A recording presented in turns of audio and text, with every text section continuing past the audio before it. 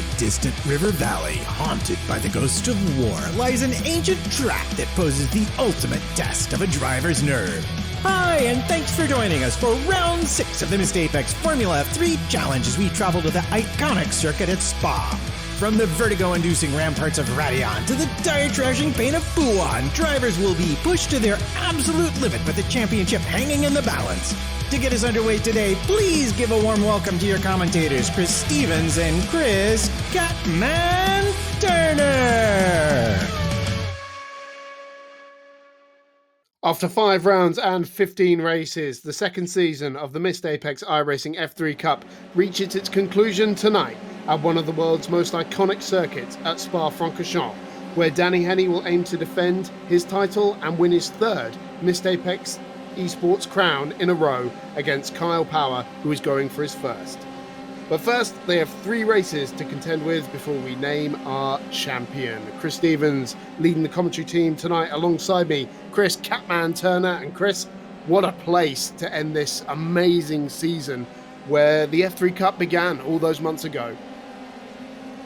I'm so looking forward to this, Chris. The most exciting circuit in the world. It's challenging, pretty daunting in places as well. And we've had plenty of drama here over the years, particularly in the MAP Cup. We've had incidents and collisions. I'm hoping that it's going to be just as dramatic this evening. Absolutely. Let's head trackside for the final 28 minutes of this free practice session. Just following Richard Spanner's ready at the moment as he heads through the Les Combes chicane. And we've certainly seen some dramas over the years at that particular corner. But let's fill you in on the title battle. Danny Henny, the reigning champion, leads the standings going into this finale, and it is Kyle Power, the Missed Apex panelist, who aims to be his challenger. He is just 12 points back in the standings going into this final. They've taken their drop score in the championship, so the worst points haul from one of the 5 rounds we've had so far this season has been taken off their tally. They cannot take it tonight, so it's full pressure on this finale. There are 7 drivers still in mathematical contention for the overall title, but the top 2, the main protagonists, the realistic contenders we're looking at, are Henny and Power, both going, Chris, for a trilogy of titles this season. Absolutely. Whenever they seem to meet on track, they're always near the front, these two. In the karting, in the iRacing Cup, it's just a fantastic little duo we've got here. And their teammates as well on track in other series as well. So I don't think they're going to be holding any punches this evening, though, are they, Chris? Certainly not. Of course, Danny Henny was our Formula Renault Challenge champion in Season 3. Last season, he was the first F3 Cup champion. And he is aiming to be champ, as he calls it. He has champ on his rear wing at the moment, and he wants to add a third to it. And of course, Kyle Power, winner of the karting event that we had at Ella Park earlier this year, winner of our Fun Cup series as well, and wants to add the F3 Cup championship to his accolades from what has been a very successful couple of months for our panelists. There is the championship leader now, just heading towards Stavelot, or heading to Blanchimont, I should say. I did that earlier in the during one of our live streams for the podcast, where I was challenged to name all the corners at Spa-Francorchamps. I say challenged, it was relatively easy, but I did stumble there. Hopefully that is the last stumble of the night. But these two have had a very intense championship battle. If you have not been with us to see that battle unfold, we have got you covered with a handy little recap of how these two drivers' season has gone so far. A thrilling title battle has emerged between 2 friends and sparring partners in the form of Danny Henny and Kyle Power. The pair go into the finale separated by just 12 points. Here's how their seasons have unfolded. All the pre-season talk ahead of the second season of the Missed Apex iRacing F3 Cup centered around new regulations which enforced fixed setups and how this would affect the top runners, including the reigning champion Henny. Through on the inside goes Danny Henny into the lead of the race. It took him less than 3 laps to get up from 4th to 1st and the defending champion is back where he's comfortable. The Venom Works driver began his title defense in perfect fashion, taking a brilliant feature race victory at the Interlagos opener. Meanwhile, Danny Henny has exited the final corner and he is about to come across the line to take the first victory of the brand new season of the Missed Apex iRacing F3 Cup. And followed it up with 2 second place finishes in the 2 reverse grid races. Power was able to take victory in race 2, but incidents in the other races left him languishing after the first round. The second round at Suzuka proved to be more difficult for Henny, however.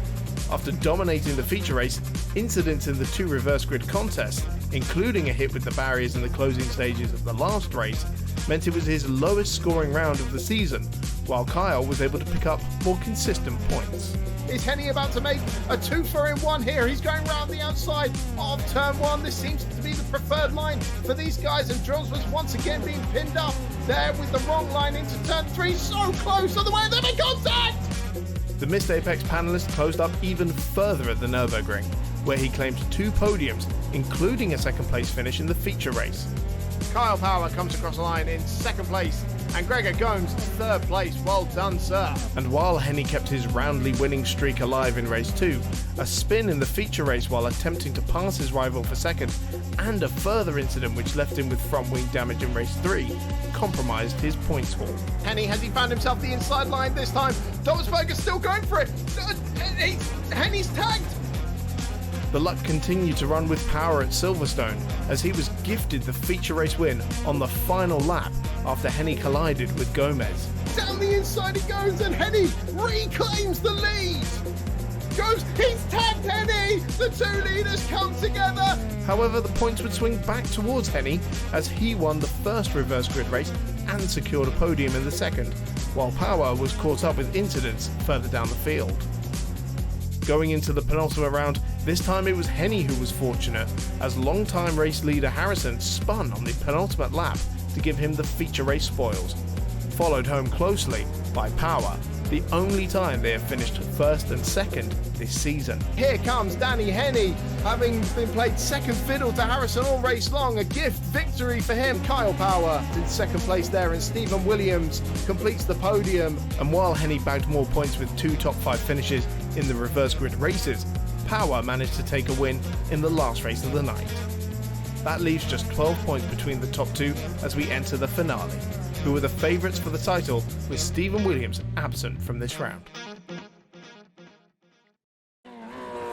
Well, Chris, it's safe to say that this has been the closest championship we've seen so far in the Missed Apex Motorsport eSports franchise. Henny has taken on a lot of different contenders across the years. David Hatton, of course, for the Formula Renault title, Tim Ellis as well in the F3 Cup, but Kyle has gotten closer than anyone else.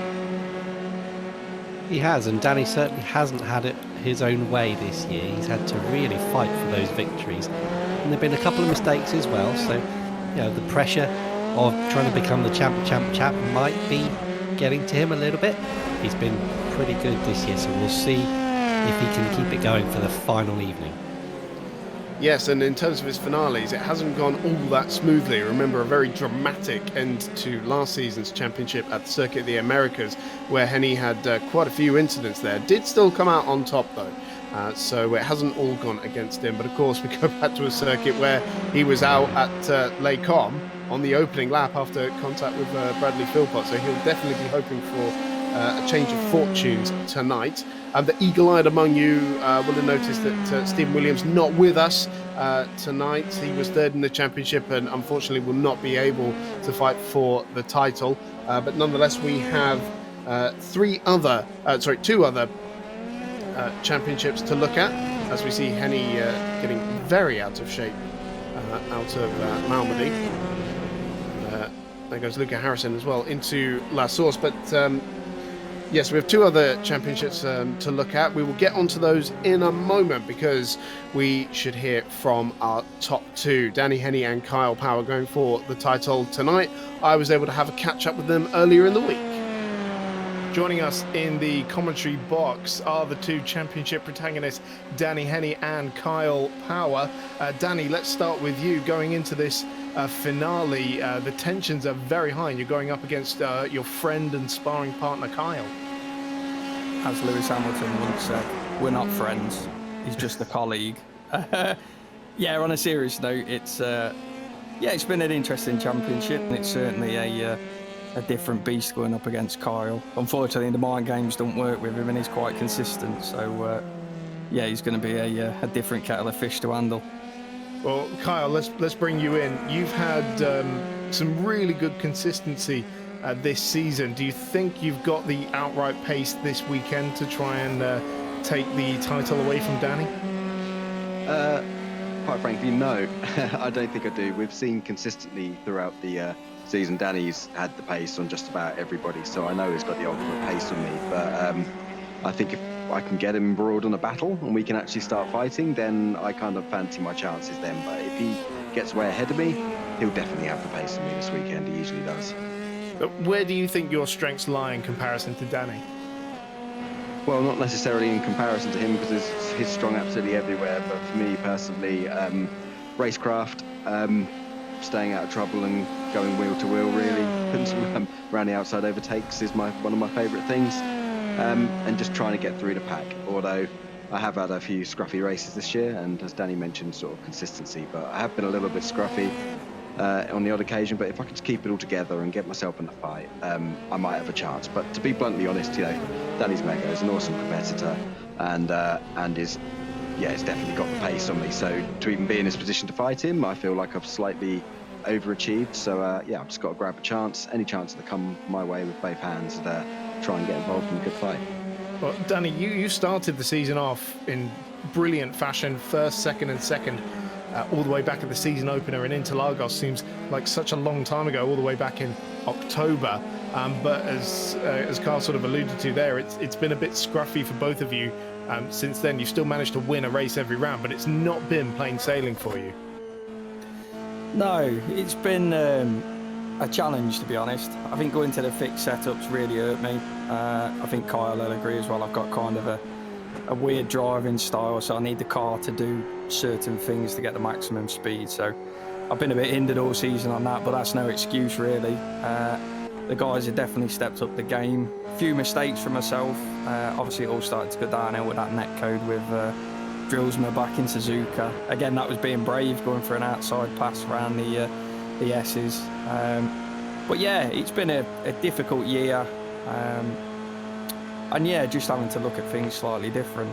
But it's certainly not been plain sailing. I wouldn't say the last couple of seasons have been plain sailing, but having open setup certainly allows me to work on any weaknesses I've got, whereas at the minute you get what you're given and you have to adapt quickly, which although I can adapt, it's probably not one of my strongest strengths. I'm very button-esque when it comes to I need the car to do what I need it.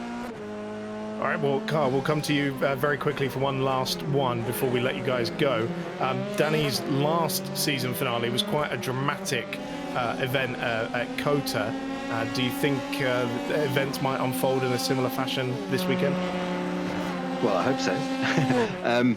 Not the similar result. I hope I win, obviously. But I do believe, I do believe it's going to be a fantastic race. It's at Spa. There's a big, long straight, the run up to Lecumbe, and the big, long drag through Bonchemont into the bus stop at the end of the lap is going to be absolutely crucial. And I think there might be some tactics and some games going on to try and get the slipstream. But as we've seen in practice, if you can break the slipstream and get like 0.8, 0.9 seconds ahead coming out of the source, you should just about be safe. So I think the important thing is to try to keep Danny within that window and try to keep within the slipstream. But I think we're going to see some absolutely cracking racing, and I think it will come down to the reverse grids and how cleanly we both get through the pack and hopefully start resuming fighting at the front. I hope it comes down to the last corner or the last lap of the last race. That'd be brilliant. I think I'll be doing very well if I get that far. But all the best of luck to Danny, and let's hope we've got a good show. All right, well, gents, thanks for taking the time to join us in the commentary box. Best of luck to you both, and we look forward to the show. Yeah, thanks guys. Good luck. Here is the man going for his third consecutive Missed Apex Esports title, old Maverick himself, with the Top Gun inspired helmet on his car and that familiar number 93 bright red livery. in stark contrast to the bright green of his title rival, Kyle Power. We are eagerly anticipating a thrilling title fight between those two. But as mentioned earlier, we have two other classes.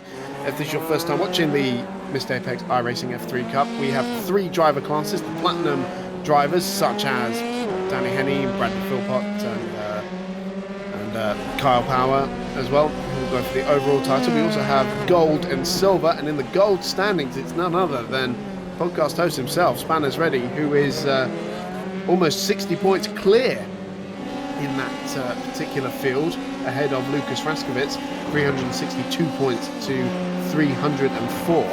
And Chris, maybe if we can grab a word with Spanners before we jump into qualifying. 14 minutes just under remaining in this free practice session. Safe to say it's been a pretty great season for Spanners.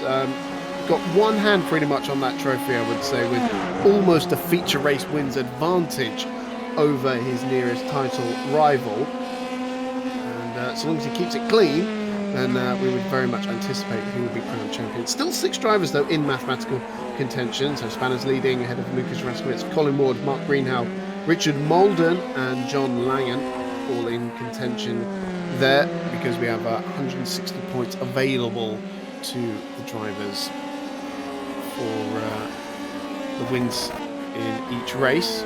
60 for the feature race and 50 for the two top 20 reverse grid sprint races. So still plenty of opportunities for things to swing around, and I believe we have Spanners with us, Chris. Spanners, mic check. Hello, Spanners. I think Chris might have just put the commentator's curse on your championship this evening. How do you feel? Believe me, everybody in the drivers' Discord has been doing the same thing. There's no way you can lose it from here. You'd have to have a complete disaster to lose it. Well, the pace looks to be there. You're currently running 12th in the practice session, but it is looking quite tight for quite a long lap. The cars seem to be pretty close to each other. Yeah, so it's an interesting one here. Out and out lap time really isn't the one to be looking at in practice at the moment, because say, for example, my optimal is down at 10.1, which is more than some of my immediate competitors, but I have manufactured and made sure that I've got good tows in all sectors, because it's not just enough to go, oh, I'll get a tow in the race. It affects your braking point at certain points as well.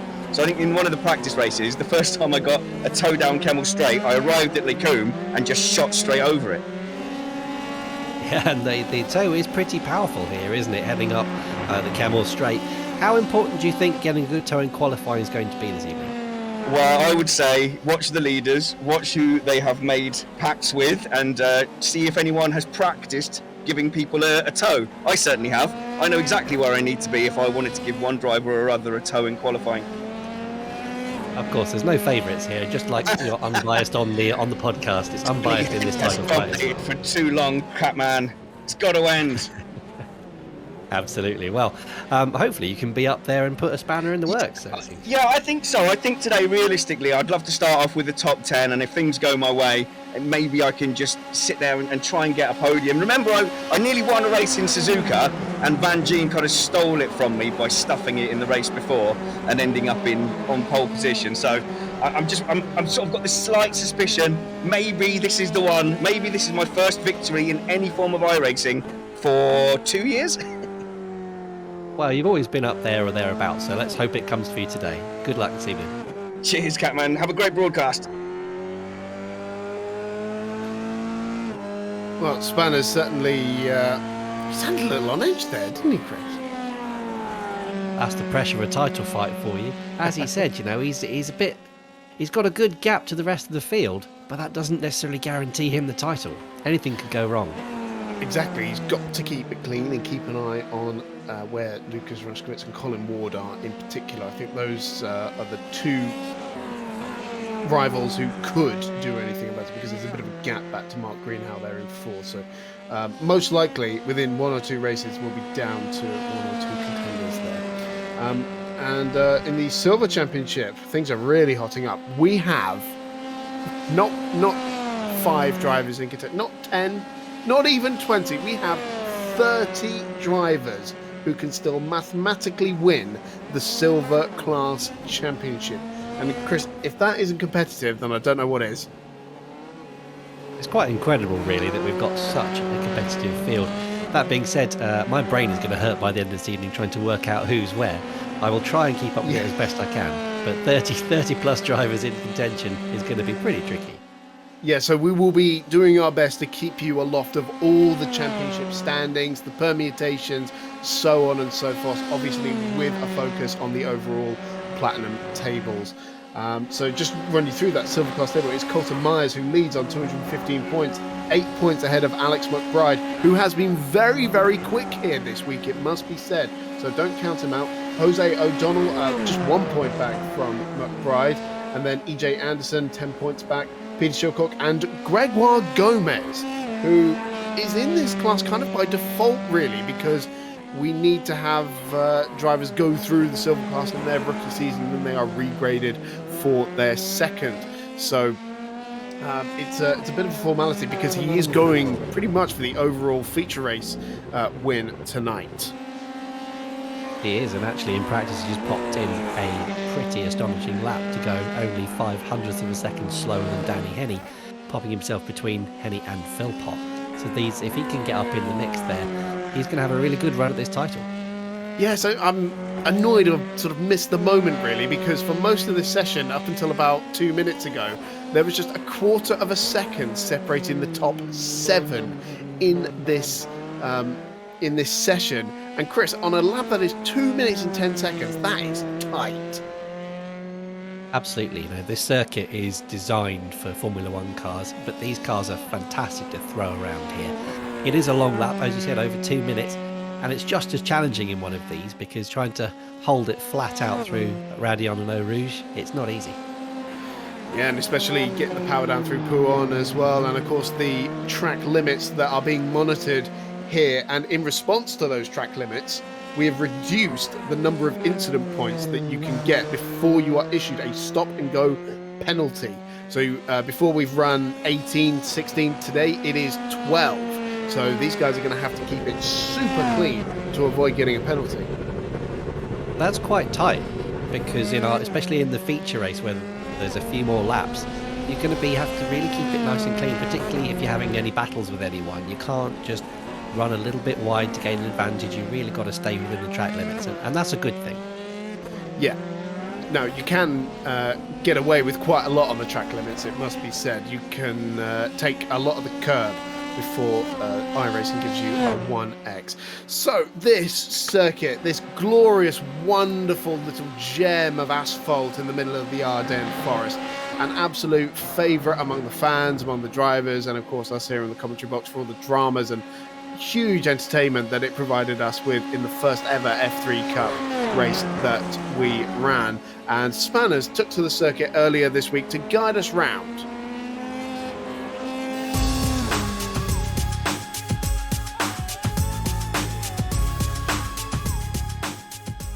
Hi guys, Spanners here with my least pedestrian hot lap ever. That's got to count for something. It's 4.35 miles of Spa-Francorchamps. It's the Grand Prix circuit. It's the same layout that F1 cars use, and we've moved to the Formula 3.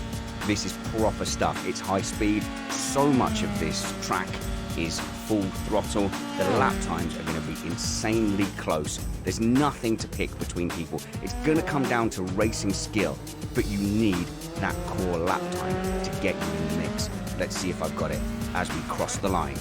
At turn 1, Le Source pick the 100-meter board to brake and go right down into that concrete wall to gain the most lap time. On the exit, you can really gain time if you go wide, but it's slippery out there and you get a 1x. You've only got 16 in the race before you get a stop and go penalty. Flat out through Eau Rouge, but borrow a little bit of curb as you come up over Raidillon and towards the Kemmel Straight. This is quite a long straight. Not a lot happening on a hot lap. Good for racing. In the racy bit, it's good. Anyone know any jokes? No, we've got no time because Lecombe is approaching.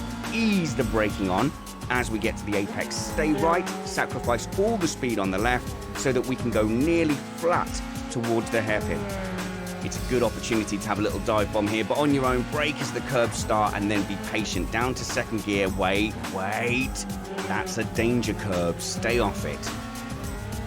approach No Name, drop 1 gear, borrow some of the runoff if you're feeling cheeky, but it will cost you a 1x.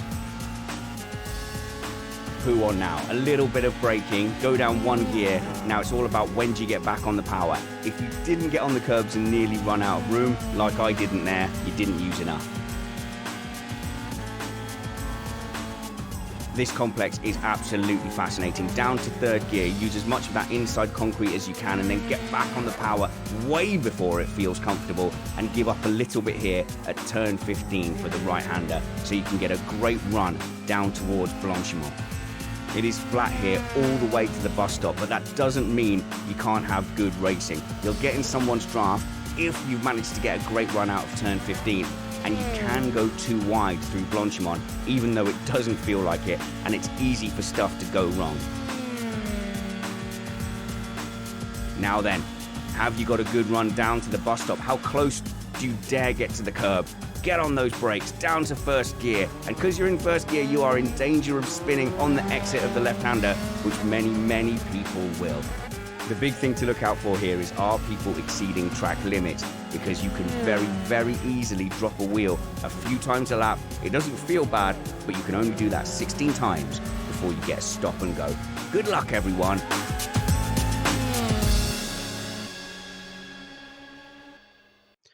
Just over 3 minutes remaining in this free practice session. So before we head into qualifying, let me just bring you up to date with what's been happening on the Missed Apex podcast. If you haven't subscribed yet to our main channel, then please do so. It's Missed Apex F1 on YouTube. You can find us on Spotify as well, or your podcatcher of choice. So this week, Spanners, Trumpets, and myself, we were joined by F1 TikTok star Antonia Rankin for a post-Canadian Grand Prix mailbag episode where we read some of your emails and answer some of your questions, and really enjoyed that. It was great to have Antonia on the show as well. And tomorrow evening we will be releasing a 3-part episode, 3 different interviews for you to enjoy.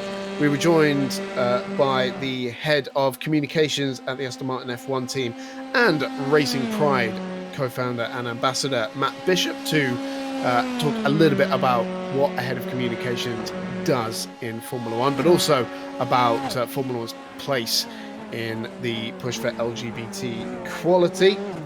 Chinese streamer Chester Chai talks to Spanners about Guan Yu Zhou and the rookie season that he has been having. And Spanners also caught up with the host of the Ringer podcast, Kevin Clark, to talk about how Formula One is developing in the US. That'll all be happening on the Missed Apex main feed from 8 p.m. UK time tomorrow. Chris, are you quite a fan of our mailbag episode? It was fantastic. I had a really good listen. The 3 of you bouncing off each other really nicely. Do you know what I'm really looking forward to? I'm looking forward to Matt Bishop's episode. I love that guy. He's fantastic. He's very active on Twitter with all of his what happened today in Formula One many years ago. He pretty much every single day has a post to give you a little bit of that Formula One history. He's been working for McLaren, for Aston Martin. He's worked with all the top guys, Lewis Hamilton included. I'm very much looking forward to some of the insight that he has to offer. Yeah, I joined Spanners for that interview, and I have to say it was just a very frank and honest discussion about how LGBT people are kind of placed in motorsport, and it was just a really fascinating insight into Matt's life as well as an LGBT ambassador, a Racing Pride ambassador, and the things that can be done to push things forward. Most of the cars in the pit lane, because we're in the final 20 seconds of this free practice session where we will go into qualifying. If you have not joined us before, oh dear, Gregor Gomes with a monster shunt right at the end of free practice there in the gravel on the exit of Stavolo. That's not going to be doing his confidence any good, is it? Let's hope that was just a momentary lapse in concentration. Luckily, of course, he can just jump back straight into a new car and get going for qualifying. Exactly, which is going to get underway in a few seconds' time, because that's the checkered flag for pre-practice. So if you have not joined us before, it is not like the regular iRacing officials qualifying, where you get 2 laps on your own and try and set the best time you can. We have a 10-minute open session, so as you can see the cars filing out of the pit lane now all together. We have 10 minutes of qualifying, and Chris, around this track it's going to be absolutely crucial to see who gets that all-important slipstream. Absolutely, we'll see where all the allegiances lie, see if anybody like Spanners, for example, helps out and gives maybe Kyle a drag down that big long straight. In theory there is enough room around this track to get them all around. It's a big long circuit, but we'll see what happens. Traffic could be crucial. Yep, around 35 cars taking to the track for this session. The slipstream worth about 10 kilometers an hour down the Camel Straight can give you about 0.6 of a second in that first sector. Henny though came out behind Raskovitz there in that black and gold number 323 car, but has decided he doesn't want the slipstream. He's pushing for clean air. Yeah, that's an interesting choice because Raskovitz is a fast driver, so he's not going to hold Henny up too much. So you would have thought that prime position would have been just behind him. That being said, of course, Gomez is right in there as well. So maybe he doesn't want to give up that. He maybe just wants to get on with it, Chris. Yeah, that little train of cars you can see there. Raskovitz in the black and gold, second in the queue. Then it's the pink and white of Gregoire Gomez, and then fourth in that queue, the bright green car you can just see in the back of shot. That is Kyle Power, who has second in the championship and fighting this man, Danny Henny, for the title tonight. Plenty of time to build some tyre temperature on what is a very lengthy circuit, all 7 kilometres of it, the longest on the Grand Prix calendar still to this day, as we see Gomez filing past Raskovitz as well. So Raskovitz fancies a bit of a tow from Gomez maybe. I mean, I think he'll do well behind either of these guys. Oh, he's letting Power through as well. So maybe just not getting involved in the championship fight at the moment as Henny comes across the line to start his first flying lap of the session. Probably wise, and it looks like neither of our title contenders on their first lap are going to get anywhere near a decent tow. Chris, how long does it take to warm up the tyres around this circuit? Because, as you said, it is a long circuit, but they'll need to have them in the right operating window for their peak performance. Yeah, I think we could be looking around lap 3 for the optimal times. We go on board with Henny now, up the hill through Eau Rouge. Easily flat out in one of these cars, and the blast down the Camel Straight. And I dare say Gomez is close enough to him just to be picking up a cheeky little tow there from Henny. Probably not much, but it'll be enough to kind of keep him in the loop there. Absolutely, and don't forget, our very own Bradley Philpott could well be a spanner in the works for the pole position here tonight, Chris. It's going to be quite tight, I think. Yeah. This is a little lock up there from Henny as he went down the hill into Rivage. Not going to do him any favours. But yes, as if it wasn't hard enough for our 2 title protagonists, but we've got so many top guys that they're going to have to navigate as well, like Gomez, like Harrison, and we may not have Stephen Williams or Alex Van Gien, unfortunately, racing here tonight, but we do have Bradley Philpott, and that's just another person they're going to have to navigate at some point. It is, and I know that there is the title at stake, and some people will be wary of that. I'm not sure everyone is just going to let them through, though, Chris. I think if there's an opportunity, do you think maybe some of these guys will stick a nose in and say, well, if you want to fight for the championship, you've got to give me some space?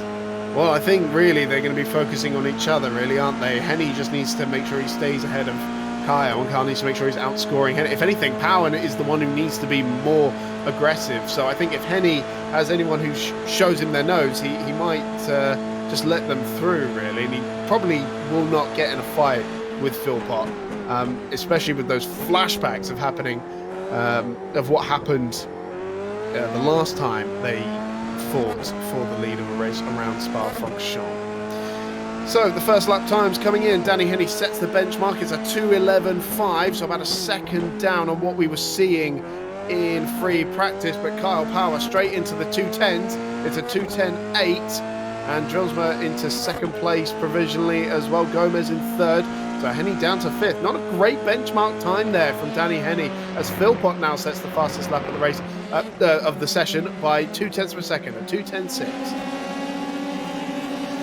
Yeah, cracking time from Philpott, and Power hasn't really troubled the top of the timesheets in practice, so that is a cracking lap from him to get himself into P2 just when he needs it. Henny, as you say, now dropping down the times quite dramatically, down to 7th place. Well, it's still the early stages of qualifying. We won't panic just yet because there are still plenty of opportunities for Henny to improve his time, bring those tyres into the right operating window. Luke Harrison, meanwhile, popped into 5th place there. Plenty of tyre smoke around Rivage there as Car Power went through. And we see here Harrison's backed out of this lap, so he's either not happy with how close he is to, I believe that's Peter Shilcock in front of him, or he's made a mistake at the source, and he's trying to get the tyre temperature there as they go down Kemmel. Yeah, you're right. That was Kyle Power just locking a brake down the hill. It's so easy to snatch that inside front and just drift wide, which will just scrub you time, and it's trying to get the nose back in. It's just endless pain going through that corner if you make a mistake down the hill. Absolutely. Once you miss the apex, you're going to miss it by 1.5 miles. Interesting. Power not taking as many liberties with the track limits on the exit of Stavelot compared to Henny, who was much wider and using much more of the curb compared to Power there. Absolutely, there's a lot of different ways around this race circuit, and as you say, trying to use the track limits is quite important. Again, there through the fast left-hander just didn't go anywhere near that outside curb. Maybe he's worried about the setup on the curbs. Maybe he's trying to give him a bit more space than some of the other guys. I think he's potentially just backed out of this lap. Yeah, 2:11 flat, where he didn't back out of it, but he did pick up a 1x on that lap. So I almost wonder if he knew it wasn't going to count, and so decided not to be pushing it too much. Henny improved his time, but it's Alex Drulsma who goes to the top of the timesheet with a 2:10.654, just 0.006 of a second quicker than Philpott, who didn't improve on that last lap. And you got Luke Power as well, just coming in 6th, just behind Danny Henny. I bet Kyle will be really hoping he can just get that little bit more pace and just push him down one more slot. Yeah, Luke Power, the 16-year-old nephew of Kyle Power, had a cracking debut race last time out at Barcelona, finished 2nd in the first of the 2 reverse grid races. Very impressive stuff from this youngster. He and Luca Harrison just finished their GCSEs this week. This would be a nice way to blow off some steam, wouldn't it? But maybe they haven't got quite as much practice in as they would have liked to. Doesn't seem to affect his pace though. No, it certainly hasn't, with Power in 6th at the moment, Harrison in 8th. It is 3-2 for pole positions this season between Harrison and Henny in Harrison's favour. They are the only 2 drivers to score a pole position so far this season, and that was very much Henny's title in the last season, but Harrison has really challenged him for it this year. He absolutely has, and qualifying is important round here, but as Spanners was saying in the little introduction that we had with him, fascinating insight into the toe, not just for qualifying but also during the race. We've seen battles 3 wide down the Kemmel Straight before, so even if Danny doesn't manage to get it onto pole position, he's still got a chance. But P5, he is languishing a little bit there. That's not what he wants to see. Now Drillsma here getting a great toe, but now maybe a little balked up behind the rear of Spanner's car. Remember, this is the car that is on provisional pole position at the moment. Spanners doesn't fight him into the bus stop chicane. Will that have helped? Drillsma a little lock up and he went wide there. Henny did not improve on that last lap. It was a 2:11 flat. So he's still sitting there in 6th place at the moment. Gregoire Gomez bumped up into 3rd place now, so it's Drillsma, Philpott, Gomez, the top 3, our title protagonists at the moment, 4th and 6th.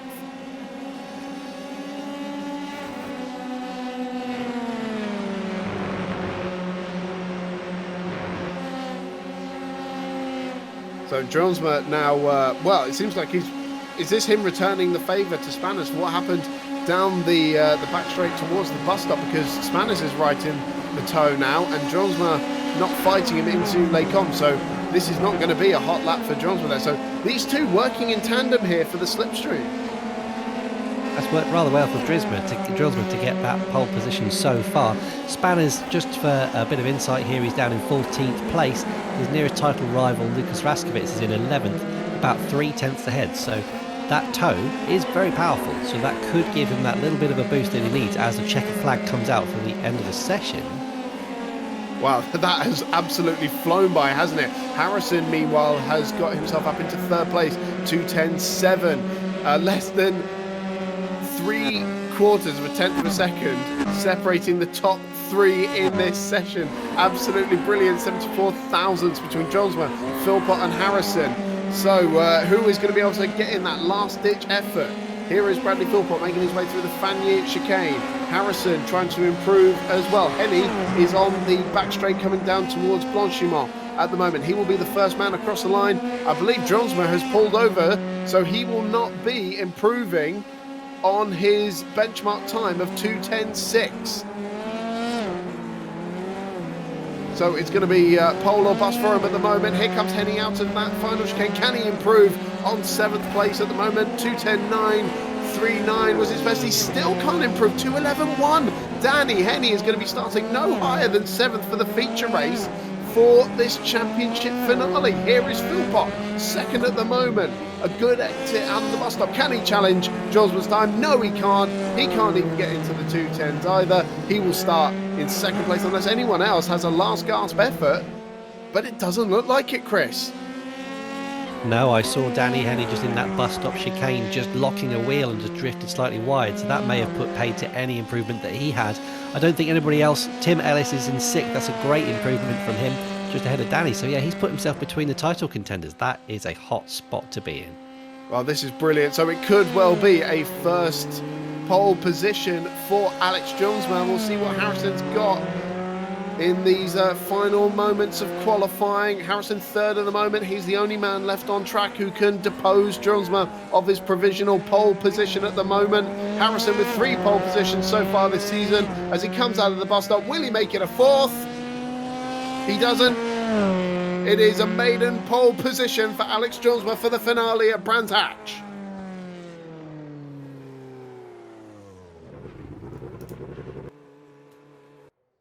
Absolutely cracking session there, and our championship protagonist starting 5th and 7th. Kyle Power with the advantage on the grid going into the feature race for round 6, the finale of the Missed Apex iRacing F3 Cup. Chris, I almost don't want to call it. This is so tricky for our title fighters here. With 5th and 7th, that's looking very dangerous. The carbon fibre zone beckons round there, specifically into turn 1, but not just there as well, down into the chicane at the end of the long straight. They're going to be really tight down there. That's going to be very tricky for them to negotiate without getting any wings knocked off or any incidents, Chris. It's certainly going to be a close one. We will keep you up to date with all the championship permutations as the race unfolds. The grid for the final feature race of the season, round 6 of the Missed Apex iRacing F3 Cup at Spa-Francorchamps, has Alex Jonsma on pole position in that chrome red and black number 56 car, pole position on the left-hand side as we look at it. Then it is the predominantly white car of Bradley Philpott starting on the front row of the grid in 2nd. Luca Harrison in black and yellow starting in 3rd. Then the white and pink of Gregoire Gomez in 4th. Kyle Power, the man 2nd in the championship, in the lime green car starting in 5th, ahead of the blue and yellow of Tim Ellison. Then the bright red car of Danny Henny, the championship leader, starting in 7th place. Luke Power, Colin Ward and Alexander Dobbelsberger, the top 10 for this feature race, the finale of Season 5 of Missed Apex iRacing. Just a few seconds until we get the lights to get this finale underway. 12 points separate Kyle Power from Danny Henny, the championship leader, going into this finale. We have 160 on offer throughout the 3 races tonight. It's lights on for the finale of the Missed Apex iRacing F3 Cup at Spa, and we are underway with a clean start for Alex Jonsma. Bradley Philpott already trying to get the advantage as Kyle Power going through the middle there, challenging Harrison for 3rd place already. He's on the inside of Gomez. Jonsma from the lead, a little wiggle of the hips as he exited La Source. That gives Philpott the run out of that hairpin, and he takes the lead before they get into Eau Rouge. Power having to slot back into 5th place there as he gets back behind Gregoire Gomez. It's as you were, but up at the front of the field, there is Luke Power going very wide out of Eau Rouge, almost into the barriers there. That gives Colin Ward and Brian Adam. Gomez on the grass with 4 wide for the lead of the race as Drosma trying to get it back from Philpott. He will have the outside line going into Les Combes. It's going to be very, very careful. Philpott will have flashbacks to what happened last time he tried that, but Philpott brilliantly hangs on to the lead. I'm so surprised at that, Chris. I think the 4 wide managed to just scare each other off. Power backed out of it. He's just made a move on Gomez. That's a great move there, up to 4th place for him. I'm surprised that Philpott managed to stay in the lead there. Yeah, brilliant stuff from Philpott. Elbows out, and you'd expect nothing less. So both of our championship protagonists have picked up a spot from where they started. Power up to 4th, Henny up to 6th, ahead of Tim Ellis, who's now down into 7th. Plenty of drivers exploring the track limits there through Pouhon. A couple of 1Xs being triggered. Remember, they only have 12 before they are given a stop-go penalty. That could well decide the championship at some point. We have 10 laps of racing in this feature race and only 12 incident points for them to pick up. And Henny looking very racy against the back of Gomez now. I can definitely see that Gomez is struggling a little bit in the dirty air there behind Kyle, who is tucked right up under Harrison. We could see him making a move into the bus stop chicane. Yeah, Harrison was out a little bit wide there on the exit curve. Paul Frere, that is going to give Power a run, but they're still all in that slipstreaming window, aren't they? So Harrison's going to be able to use that to defend from Power, but surely Power's going to be having a look at him up the inside into the bus stop. He's got to be careful to navigate Johns with a Harrison very late on the brakes. He almost takes out Philpott. Off goes Harrison. He is out of contention now. We've seen that a few times from him this season. It's a free place game for Power and Henny. They're both up another spot. Power immediately onto the back of Johnsma for second place into La Source as we start the second lap. It is Philpott who leads Johnsma. Power, Gomez, Henny, Ellis, Ward, Luke Power, Raskowitz, Greenhow and Spanish ready the top 10. That is such a disastrous thing for him there. He managed to lock his brakes. It must have been cold going down that last straight, Chris, as we got Carl Power trying to make a move coming up the top of the hill. Power pulls out to the outside. Nothing Johnsma can do about this, but look out for Gomez as well. He's going to try and make it 3 wide, is he? He's already been on the grass once this race. He's going to maybe explore them again. Power with the outside line into, oh dear, contact between Johnsma and Gomez, and that is potentially a gift for Henny because he has been able to pick up 2 spots there. He's lost 1 to Ellis, but these contenders, they're all dropping out of contention. Now Henny down the inside and takes 3rd place into Rivage, and that means that our 2 title protagonists are line astern in the standings, Chris. And that move there from Henny was pretty squeaky there from him as he managed to get up on the curb. He locked a wheel and scrubbed wide, nearly collecting Ellis with him. So they're all making tiny little mistakes here as Henny goes wide again. So it's all to play for. Well, it's all the hallmarks of the first F3 Cup race that we had. Remember, there were plenty of protagonists who were dropping out. We've lost Harrison, we've lost Drillsma, our pole sitter, and we've lost Gomez as well. Well, a very interesting battle developing for our Gold Cup. Here we've got Lucas Raskowitz in 8th place with Richard Spanners ready. The 2 top contenders in that class fighting for position. Spanners tucked right up under Raskowitz. Sorry, Chris. For 3rd place, Ellis is trying to find a way back through on Henny. I thought for a moment that he had the overlap on Henny coming out of curve Paul Frere. Henny is surely going to have to be watching his mirrors here because Ellis has fought Henny for a title before. He will not be afraid to get involved in this title fight, but it stays as they were into the bus stop chicane that time around. Spanners didn't even need to wait for the bus stop with an amazing move down the inside of Blanchimont. Two cars side by side through there is not something for the faint-hearted, but Spanners decided he was going to get his elbows out and his made-up position to 8th. He certainly doesn't need to. 58-point lead over Raskowitz in the championship, but there you go. He's decided to do it. Kyle Power, meanwhile, just 0.3 of a second behind Philpott for the lead of the race as they come down towards Kemmel. Philpott is going to have to hug that inside line. Ellis, meanwhile, making another challenge for 3rd place on Henny, but here's the battle for the lead. Power didn't seem to have the legs on the straight there to battle with Philpott. Now, what is Power going to do with this? He's ahead of Henny, his nearest championship rival. Is he going to push it for the win, Chris? I'm not sure, but if he's going to try and make a move, he's going to have to treat him with a lot of care, give him a lot of space. Any doubt, we don't want any net codes, we don't want any collisions.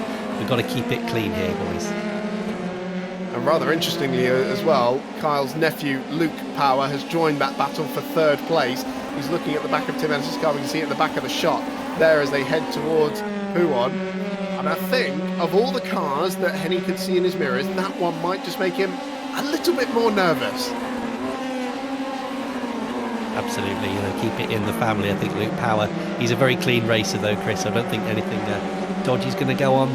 But any of these 50-50 moves, he's going to stick it in and make Danny take avoiding action. Luke was so impressive in his debut in this championship at the last round in Barcelona. Was showing incredible pace and finished second in one of the top 20 reverse grid races as well. Did the Power name proud. Now the Power family is watching at home as well, rooting Kyle on for the championship, rooting Luke on as well for some good points. We see another challenge being made there by Ellis on Henny, but nothing doing down into the bus stop. And for the lead of the race, Chris, it's still absolutely nose to tail between Phil Pott and Power as they tick off another lap and start lap 4 of 10. Also nose to tail, you can see in the background there for 8th and 9th place Spanners Ready and Raskowitz again. Raskowitz went down the outside of the bus stop, but actually put himself out of position, didn't make the move. And that's McBride also. He's actually in the Silver Cup, so any places he can make up to try and get to the top is worth it, because he's got obviously Gomez in front, who actually was in front. That's a big change there for that cup, isn't it? It certainly is. McBride second in the Silver Cup Championship at the moment, and is doing everything he can to try and launch himself up that championship. And he pulls out to the outside, on the inside, of Raskowitz down towards Les Comps. That's another place gain for McBride. He's been showing some amazing speed this week. He has, hoping for a promotion into the Gold Cup for next year. Just going back to the front with Phil Pott and Power, that gap has come up to 0.4 of a second. Phil Pott down the straight, again had to go defensive, and Power, I think he's backing out towards the end to make sure he's not in a position. He doesn't need the victory, he doesn't need to fight for that as long as he's ahead of Henny. Or is he just waiting for an opportunity maybe later in the race? Is he going to try and pressure Phil Pott into a mistake? Of all the people to try and pressure into a mistake, I wouldn't envy trying to put one on Phil Pott. Absolutely, and if he does make a move, he's got to make sure it sticks, because as I was saying earlier on, you just don't want to clatter into him or even just slightly bend one of the wings. We've seen in previous races that a little bit of aero damage down here can be absolutely disastrous. Just take off a little bit of top speed, and there's so many slipstream opportunities around here, you'll just get eaten alive. So they will. Phil Pott, a professional racing driver, of course, twice a VLN champion of the Nordschleife, racing on one of the most dangerous and simply fantastic circuits in the world. Certainly, there's no doubting his credentials. Won plenty of our karting events as well, going toe-to-toe with Kyle Power. We saw these two having a great battle during the karting event at Ella Park earlier this year. And as they start lap 5, it's still neck and neck between these two cars. And interestingly, Henny's not really closing that gap to the top two. I wonder if he's settled on losing a couple of points to Power in this race for the sake of making sure he stays in third. Power's closer than ever though to Phil Pott for the lead of the race though. Look at this as they come down Kemmel. Let's have a look at the top speed, see if you were right about the backing out of it. I don't hear anything, but he's not gaining on Phil Pott in the way I'd expect. No, he's just keeping that gap at about 0.4 of a second. I think realistically it's going to be a very tricky move to get past Phil Pott. As we said, he's a very vigorous racer. And he's got to be careful from Ellis behind though, as he locks a wheel coming down the hill again. You can see that puff of smoke. He's under a lot of pressure, Chris, and he's holding up admirably so far. But as the end of the race comes along, when the tyres start to overheat and degrade a little bit, little errors like that could be costly. Certainly could. We're only halfway through this race at the moment. Just a reminder, if it finished as it stands, the gap between Power and Henny would reduce by 5 points. So it would be 7 separating the two as we go into the two reverse grid races. Where we have 8 laps of running rather than 10. this feature race that offers the maximum points of the night. 60 for the victory, 53 and 48 for the remaining podium positions. No bonus points, nothing for pole position, no fastest lap, no overtaking points, anything like that, purely based on your finishing position. And Henny now really coming under pressure from Ellis as they round Blanchimont. Still no challenge from Ellis though into the bus stop. That's right, and Power is definitely backing out. I was on board with him just there, just trying to watch his throttle trace, and he did. He had everything he needed to make a move on Philpott for the lead, but he is definitely just keeping him in sight. Well, being the tactician that Kyle Power is, I wonder if he's waiting for just the last couple of laps. He knows that if he passes Philpott, it won't take much for Philpott to try and repass him, you know, a lap later or even later in the same lap. And with Henny only 2 seconds behind him, he doesn't really want to be involved in a tussle that's going to allow Henny to catch up with him and potentially pass him. So, close as he has been all race long, but down the Kemmel straight, Philpott recognises that he's not going to be challenged into Les Combes and resumes the racing line this time. So, and look at that, Ellis has got through on Henny into 3rd place. So Danny Henny's fallen away from the podium and is now in the clutches of Luke Power there. Runs a little wide on the exit of Malmedy. And that is going to be music to the ears of Kyle Power. Ellis just gets a little wide though through Rivage. He can't keep making mistakes like that if he wants to keep Henny at bay. That's right, and taking liberties on the track limits again as he comes out of that corner. He's really struggling to try and keep ahead of Henny. It was a great move down the outside again with that slipstream, so just showing how powerful it actually is when you use it. Slingshotted around the outside, made the braking work, and Henny had nowhere to go. So this would swing the points in Kyle Power's favour by another 3 points, meaning there would only be 4 separating Henny and Power going into the final 2 races of the season. That's right, and Luke, his nephew, is looming large in the mirrors, so that deficit could come down even more as we come to the end of the race, Chris, because he's got a good exit there. Let's see what he can do into the bus stop. Well, we're on board, watching through the nose of Luke Power, right in the slipstream of Danny Henny there, who of course getting the toe back on Ellis as well. This is what I was talking about with Power. Because they can have this swap and change, it's costing them time. And this battle here, Penny pulls out to the outside towards the bus stop. Ellis defensive and Power trying to get up the inside there. Oh, so close to contact as Henny turned into the bus stop. But thankfully it was avoided and they live to fight for another lap. Pretty sure Luke doesn't want to stick his nose in and cause a problem, so he was very wise to just back out of that one and have another go. He's going to get the double slipstream down the Kemmel straight, so he could be one to watch on the outside this lap. Certainly could. Leaders coming through Eau Rouge now. When is Power going to pick his moment? Coming down the Kemmel straight. Well, again, it's closer than ever, but Power still waiting for that opportunity. So for 3rd place, it's Henny trying to get back at Ellis there. He's going to be down the outside into Les Combes, side by side into the right hander. That gives Henny the high ground into the next part of it. Ellis tried to reclaim it, but Henny is through and back into 3rd place. Power now trying to find a way through on Ellis, but he can't do it into Rivage. What Henny's got to hope is that Power and Ellis start to get into each other and allow him to get away just a little bit, because as long as he's still in that slipstreaming window, they'll just get dragged straight up behind him again. So he's got to really put the hammer down through this middle sector where he has been great all weekend.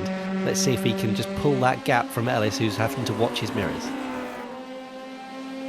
This is such an amazing battle we're seeing here. For the lead of the race for 3rd place, we're only looking at the top 5 at the moment, because it has us absolutely enthralled. Lap 7 of 10 of this feature race for the finale of Season 5 of the Missed Apex iRacing F3 Cup. Bradley Philpott leads the way by just a few tenths of a second to Kyle Power in 2nd place.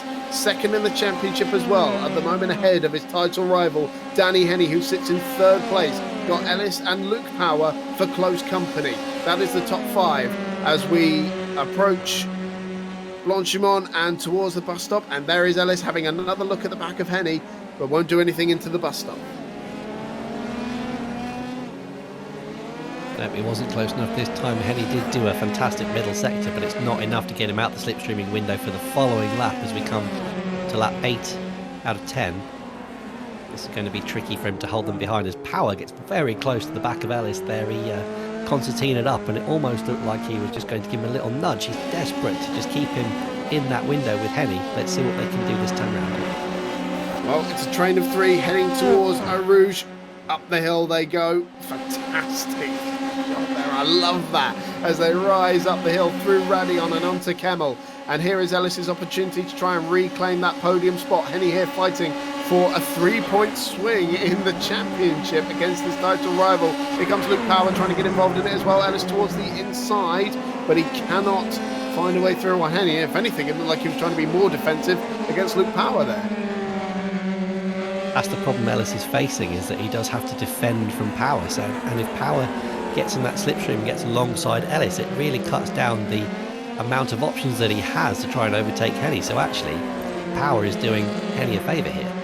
Well, you see the advantage that Henny's been able to kind of pull there just in those few corners while Ellis had to defend. He's just been able to gap Ellis a little bit. That could be absolutely crucial by the time they get out of Stavelot and the curve Paul Frere. If he can gun it now, he might just break away from this battle, but he's still over 3 seconds away from the battle for the lead. Luca Harrison, meanwhile, we saw him spin out at the bus stop fighting for the podium on the opening lap of the race. He has just recovered to 6th place and is 3.5 seconds behind the battle we were just watching for 3rd.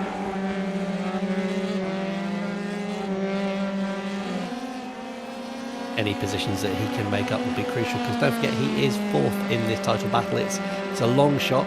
3rd of the runners in the Platinum Cup. He's on 4.16 compared to Henny's 4.98. So realistically, unless Danny and Kyle happen to come together, he's mathematically still in, but realistically I think it's going to be a long shot for him. But any points he can get will be absolutely crucial to keep that title alive for him. Well, we're also looking at 3rd in the championship as well with Stephen Williams absent. There's a great opportunity for the likes of Harrison and Ellis to try and make up a place. Those two were the big winners out of the drop score adjustment, because they both had a round where they didn't score any points. So we were looking at the championship standings with a whole round's worth of points missing for those two drivers. So they really jumped up the order. And penultimate lap of the race now. Is this the moment where Kyle Power makes his move for the lead of the race?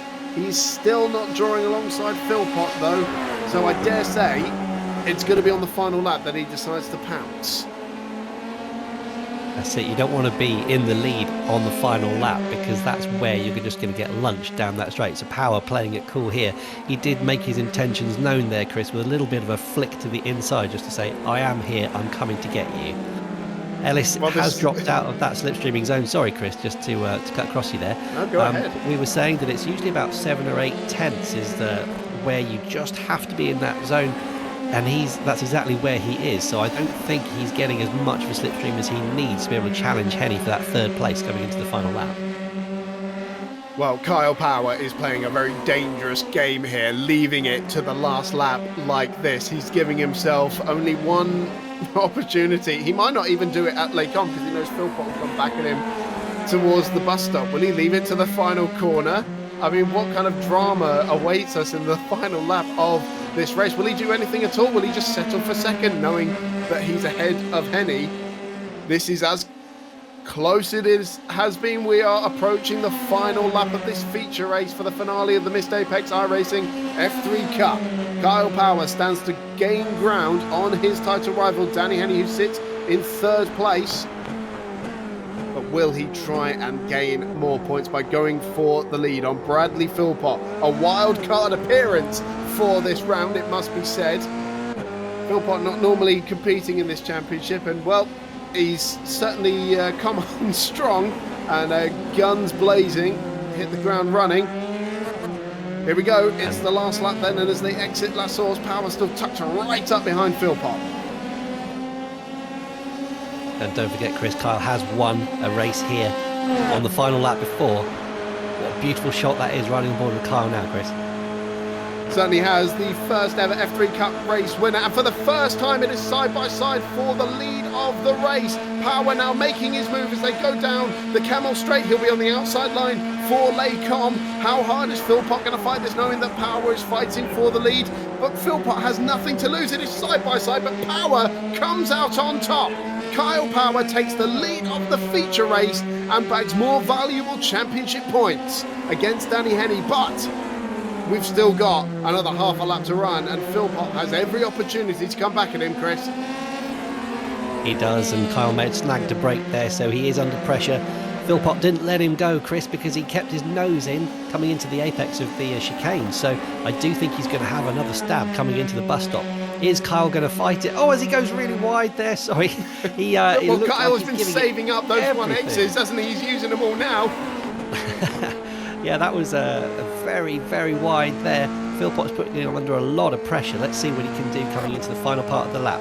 Well, Power's trying to edge out every single tenth of a second he can try and eke out over Philpott. This is going to be the crucial moment as they exit Paul Frere. Philpott has an opportunity to reclaim the lead from Power, but Power got an excellent run out of Stavelot. Is it enough to keep Philpott at bay? Power, this would totally change the face of the championship going into the 2 reverse grid races if Power can hold this one off. There is Philpott closing towards the final braking zone. He pulls out to the outside, going for the lead of the race. They're so close to contact, but Power shows him the door, and Kyle Power is going to take victory in the feature race and put his mark on the championship. You're not going to have it your own way, Danny Henny. He takes the victory in the feature race. Bradley Philpott in second place.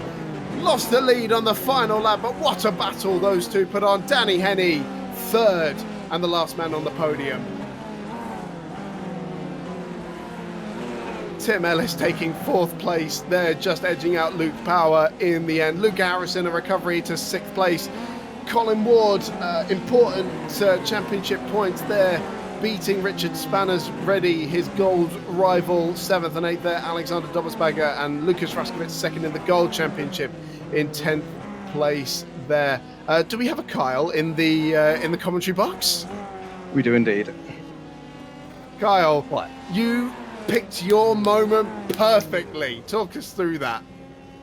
Well, I think I was quite fortunate with, I think there was a few incidents. I didn't see what happened. I think Greg and Alex got together, and I think Danny had a bit of a scruffy qualifying. So I knew I was in a decent position, and then sort of Brad, obviously I know Brad is so quick. So I was quite happy just to sit behind Brad. I have a sneaky suspicion he was probably being kind to me, but then he started breaking the toe. So I had absolutely zero interest in passing him until the last lap, and got a little bit tight. I maybe went a little bit early, but I didn't want to risk everything on a move into the bus stop. So, to be honest, I think if it was, I probably wasn't fighting for the championship. I think Brad probably would have been a bit more ruthless with me, but thanks, Brad. It was just a game of tactics in the end, and ended up working out quite nicely. Well, Carl, your fourth victory of the season couldn't have come at a better time. With Henny in third, you are now level on points going into the last 2 races of the season. Wow, okay, I really didn't expect that. You know, I've said all along, and it's been evident to all the people who've been watching all season, that Danny's got a better pace, and he's had a lot more bad luck than I am. So I feel very, very fortunate to even be in this position. But hey, I'll take whatever comes my way, and we're level on points.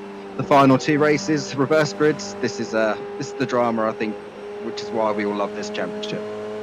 Well, I couldn't have put it better myself. I mean, we cannot wait to see what happens in these last 2 races. Kyle, congratulations. Good luck for the remaining 2 races of the season. Nice one. Thank you very much.